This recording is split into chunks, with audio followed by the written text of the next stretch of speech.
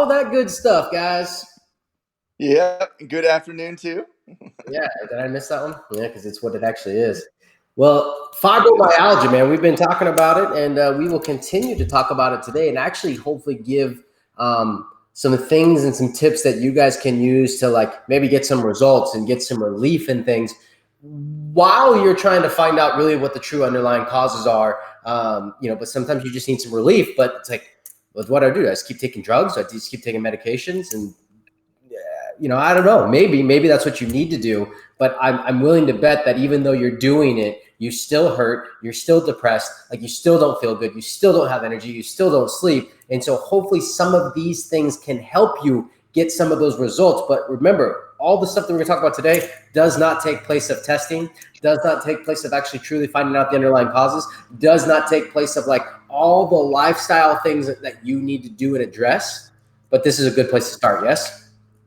Absolutely, absolutely. Yep. And just like you said, I mean, we're all about testing, and we'll talk about some of that. We talked about the stool test yesterday, and some of the dietary things we're going to talk about today. We've had a lot of patients that following basic protocols start to get improvement. But what you're going to see more times than not, if you don't do specific testing to find out what's driving the inflammation, you'll plateau, right? Like you'll feel better for a while, you'll lose some weight, you'll decrease some pain. The depression will get a little bit better, but then what'll happen is you'll plateau, and then the frustration sets back in, and then you start to give up again, right? Go back to your old habits. So, guys, we want to help you. We want you guys to, be able to do things during your quarantine right away. Look in your cabinets, see certain things you can start taking to help improve your pain and misery. But at the end of the day, we really want to get you some testing to find out, what's truly driving all this inflammation in your body.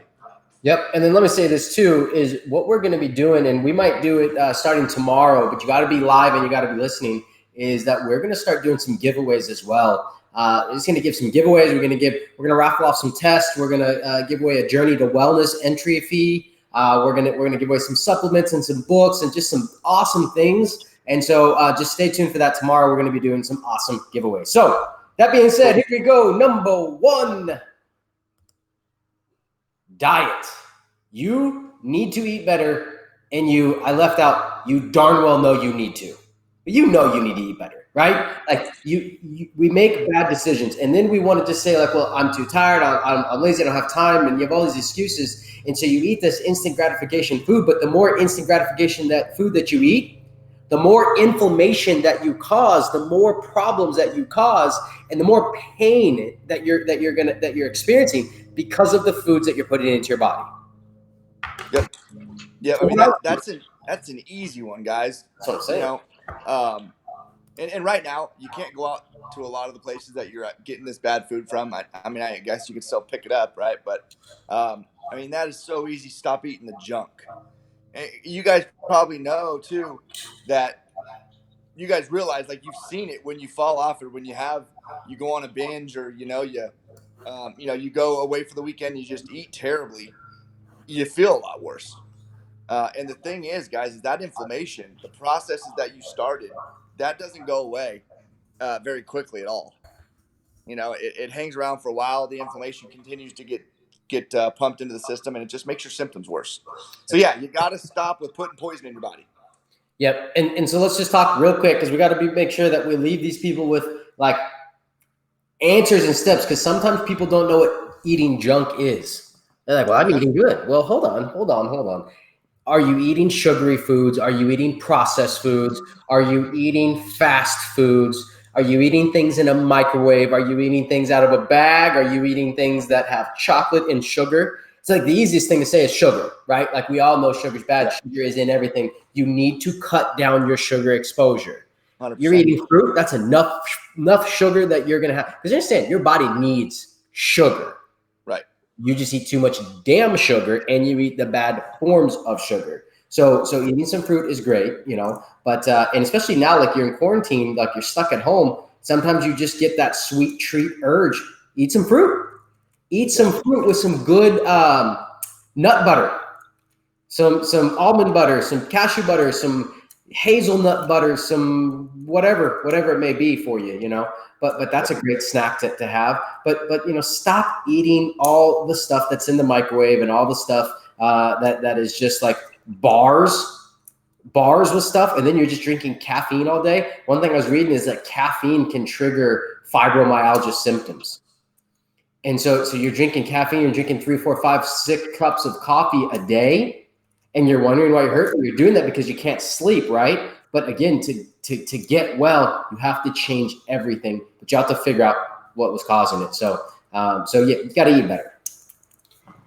Absolutely. Absolutely. That's an easy one way to get some nutrition. You know I'm about to make mine. So this is Organifi. Yep. And it's Organifi, just it's a bunch of greens, but it's not one of those things that is like, you know, 800 vitamins, nutrients, fruits, and veggies in it in one capsule. It's like 8 things that are, for the most part, very hypoallergenic. People are not allergic to these ingredients in here, and they're very potent for the antioxidants and things you get. So we really like this brand. But obviously, if you're allergic to something, don't do it. But that speaks into what Dr. Miller can explain again real quickly, is just, well, how do you know what food is inflammatory or not? Right, exactly. And we know like sugar's inflammatory. We know soy and corn and wheat and gluten, you know, regardless if you have a true allergy or not, we got to avoid those. They're driving inflammation. But as far as like really being able to customize your diet, I say it's more important to know how the food's interacting with your physiology versus how many carbs, fats, or proteins that you're consuming. So we know we run an expanded food panel, looking at over 100 foods to know exactly what foods you've developed antibodies towards.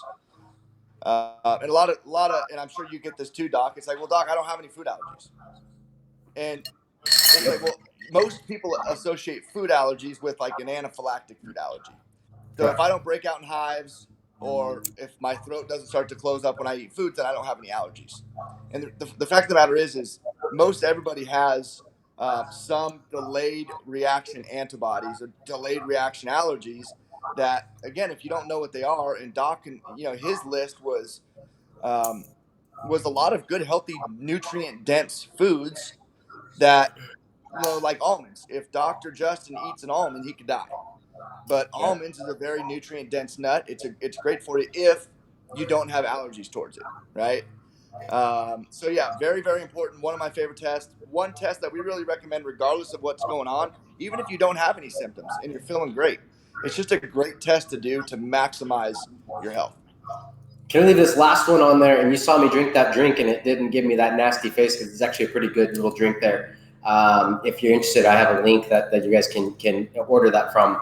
But there is, let me leave it, nutrition with gluten. Stop eating gluten. Gluten is bad for you. Gluten is inflammatory. And gluten, especially for sensitive people, especially with people with fibromyalgia and autoimmunity, gluten is very bad. So stay away from that. Okay.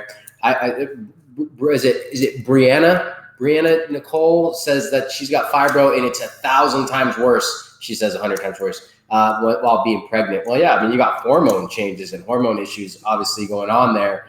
And so that is, but even more important, to make sure that you're eating properly, making sure that you're doing some of these other things that we're going to talk about. And one thing for you is that when you have the baby, you need to get your food allergies checked as soon as you have that child, so that you don't pass inflammatory things to that baby when he or she is young, and start autoimmunity, start fibro, start all these things and processes in the newborn. So make sure you get that, but we can talk about that more later. Okay, very good. Number 1, diet. You know you need to do better.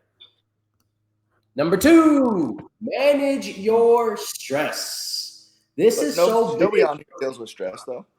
Yeah, especially not right now, right? No one's stressed right now.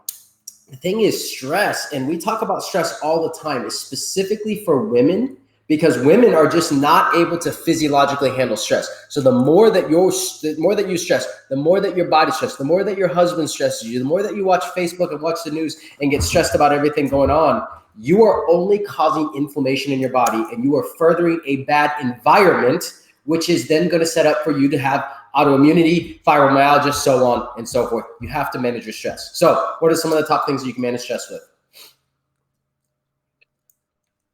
That was you. That was the setup. Yeah, you know, I mean, just it's for, well, yeah, right, right. For me, it's being grateful. For me, it's praying. For me, it's just kind of getting some quiet time. You know, I mean, that's what I do to relieve stress. Getting out and doing some grounding, getting in the sun. You know, I mean, everybody. I like to exercise when I stress. I mean, there's different ways you can you know, you can deal with your stress.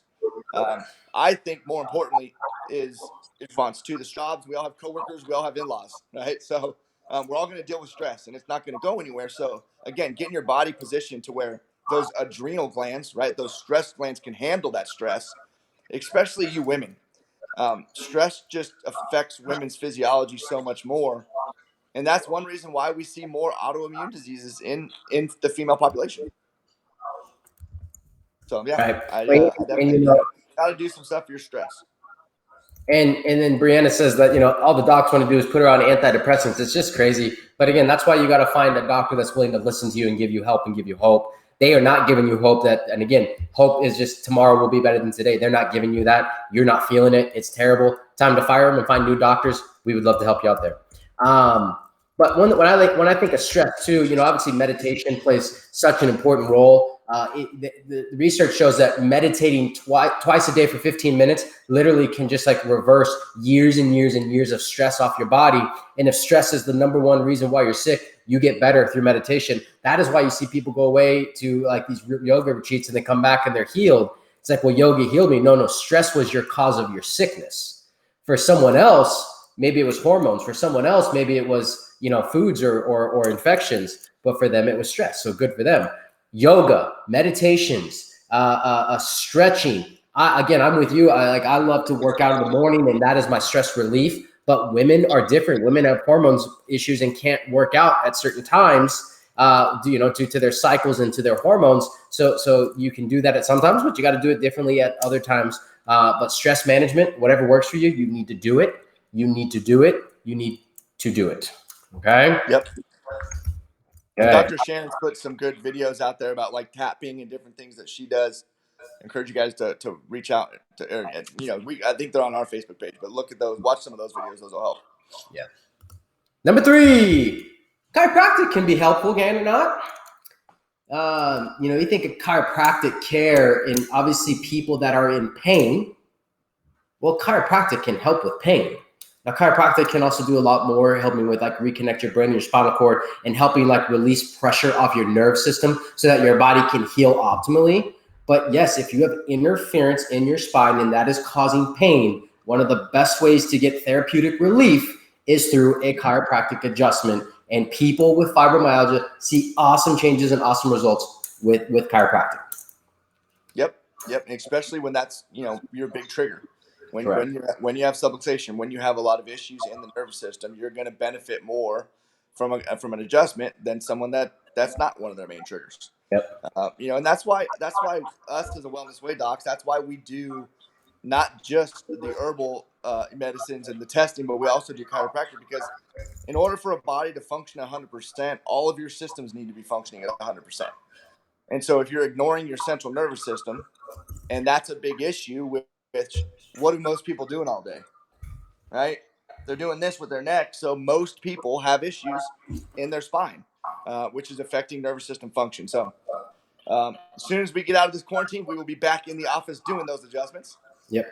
But yeah, very, very important. And just like we maintain our skin and our hair and our teeth, chiropractic should be a part of everybody's life, whether you're in pain or not, whether you have any kind of sickness or disease or not. You know, I firmly believe everybody should be getting adjusted on a monthly basis forever.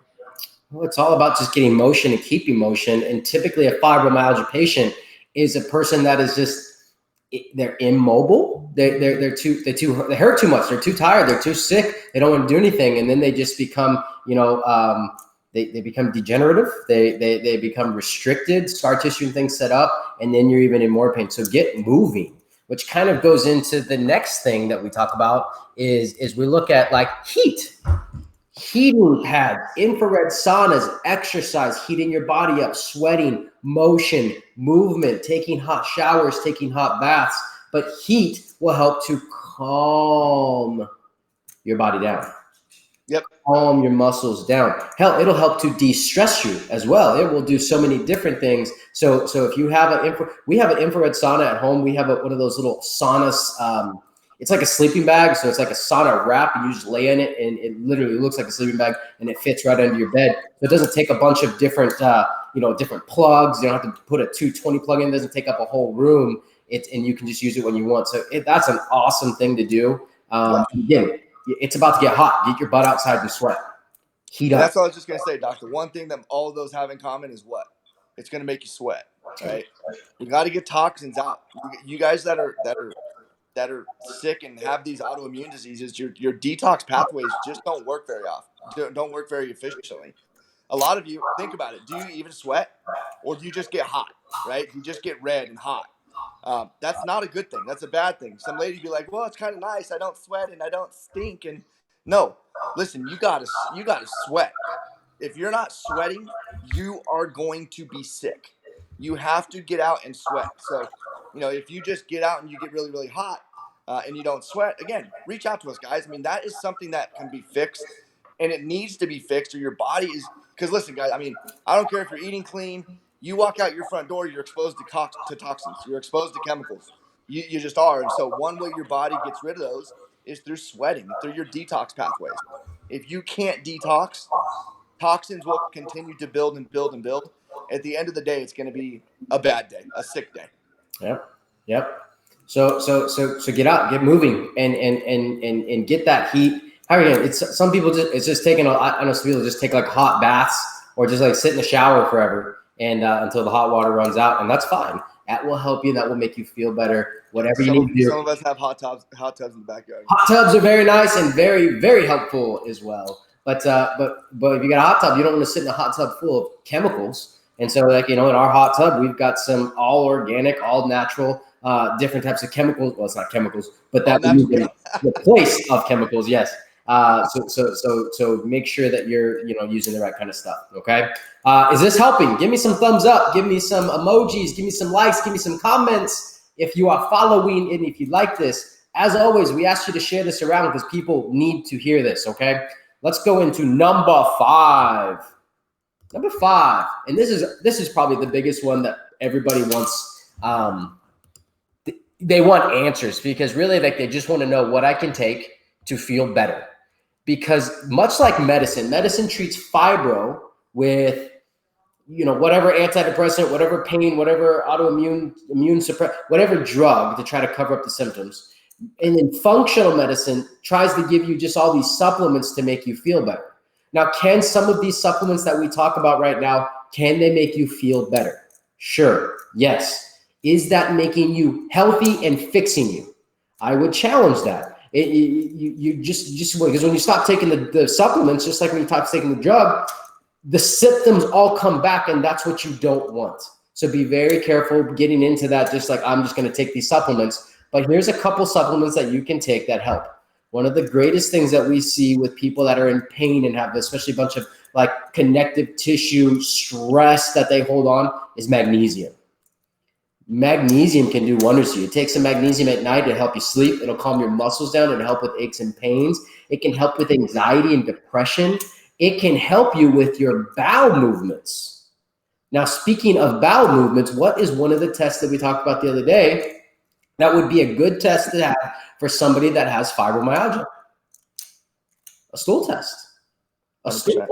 You got to find out what your gut looks like. You got to find out if there's infections. And if you're not moving and have constipation, you definitely need to do that. But magnesium can help with that as well. So that's one. What about fish oil, Doc? Is that something that can help? Yeah, I mean, I love fish oil. It's really with fish oil, we're looking to balance our essential fatty acids. Omega-3, omega-6 counts, they just get so off because we're not consuming enough omega-3 and we're consuming way too much omega-6. Again, the end result, inflammation. Okay, it's going to be inflammatory. So with any kind of condition like fibromyalgia, we want to reduce the inflammatory load. And listen, most of you guys are not eating fed, grass finished meat. A lot of you guys are doing a lot of nuts and a lot of vegetable oils. Again, you're getting a lot of omega 6s. And so your omega 6s are very high, omega 3s are low. And so it throws off that ratio. I mean, most of the time I'm seeing this ratio around 13, 14, 15 when I see that tested on patients. And really what we want to be shooting for is, around a 4 to 4.5.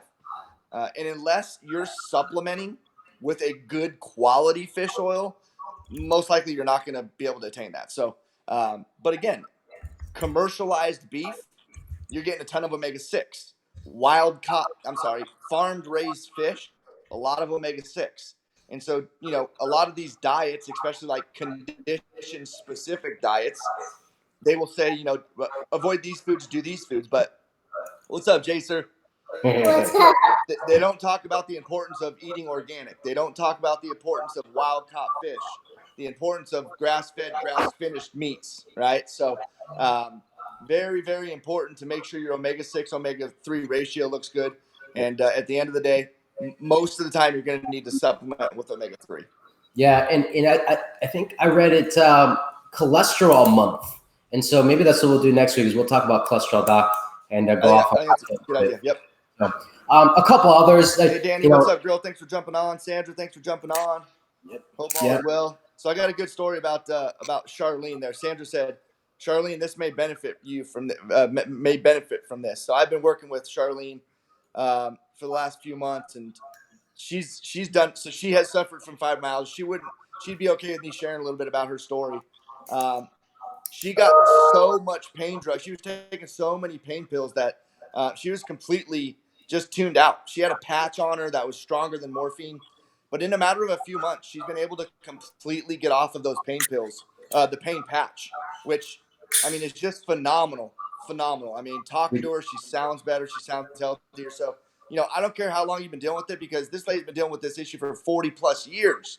And in a matter of a few months, is already reducing and eliminating medication. So it's possible, guys. We just got to find out what your triggers are. A couple other things that we see that's good for pain. Turmeric. Turmeric is really great for just like inflammation, right? And that can help with pain. Another one that I like is California poppy. California poppy is a great herb for pain as well. You look at something like rhodiola and ashwagandha. Don't go with that.